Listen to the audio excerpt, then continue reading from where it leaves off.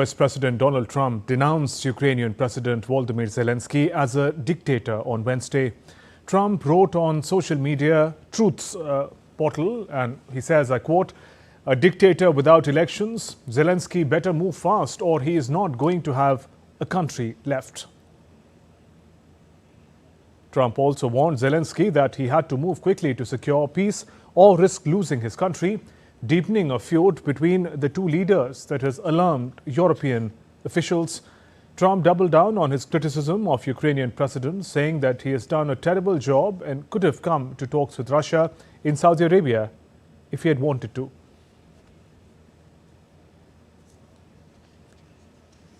Biden never tried. Europe has failed to bring peace, and Zelenskyy probably maybe he wants to keep the gravy train going. I don't know what's the problem, but he hasn't been able. He's very upset that he wasn't invited. He could have come if he wanted to, but that he wasn't invited to Saudi Arabia. In response, Ukrainian Foreign Minister Andrei Sybiha said no one could force his country to give in. Taking to microblogging site X, writes that, I quote, "We will defend our right to exist." Meanwhile, Ukrainian President Volodymyr Zelenskiy said on Wednesday he was counting on unity and courage from his compatriots and pragmatism from the United States. He also said it was important the current visit to Ukraine by the US envoy for Russia and Ukraine, Keith Kellogg, be constructive. I rely on Ukrainian unity, on our Ukrainian courage, on our relation with partners, on our European solidarity, and on America's pragmatism, because America needs success just as much as we do. Success brings us together. Our meeting with General Kellogg is scheduled for tomorrow, and it is crucial for us that this meeting and overall cooperation with America is constructive. Alongside, France hosted the second meeting to discuss the Ukraine and European security on Wednesday with leaders of 19 countries, including Canada, with most taking part by video link. At this meeting, the leaders agreed that Ukraine's rights and European security concerns should be taken into account in any deal to end the Ukraine conflict. They stressed on carrying out all the responsibilities to ensure peace and security in Europe. They said robust and credible guarantees were needed to ensure a lasting deal, and European security concerns would need to be taken into account. Greek Prime Minister on his part said Europe needs to wake up from the geopolitical and economic lethargy into which it has unfortunately fallen for some time. Unfortunately, recent developments and the different view of things from the United States now plague us not only to face the truth, but to move at a very high speed and implement decisions that we have been discussing for a long time. Whether we are talking about the establishment of a defense policy that will allow Europe to project different power itself without being permanently, completely dependent on the United States, a crucial issue for our country. Meanwhile, French President Emmanuel Macron and British Prime Minister Keir Starmer will visit Washington, D.C. next week amid other meetings aimed at bringing an end to Russia's war in Ukraine, ahead of which US National Security Advisor Mike Waltz has said Washington is engaging with all sides and that the next step is putting technical teams forward to start talking more details.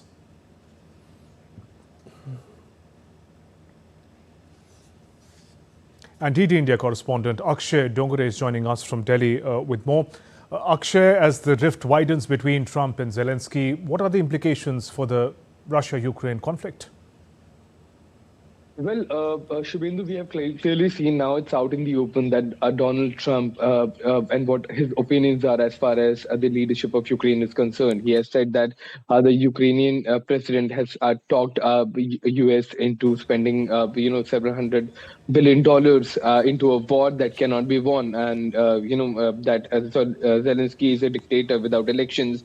So clearly, it's out in the open that the tensions that existed as far as the new U.S. government and the Ukrainian president. That is clearly out. So now, what are the implications of this?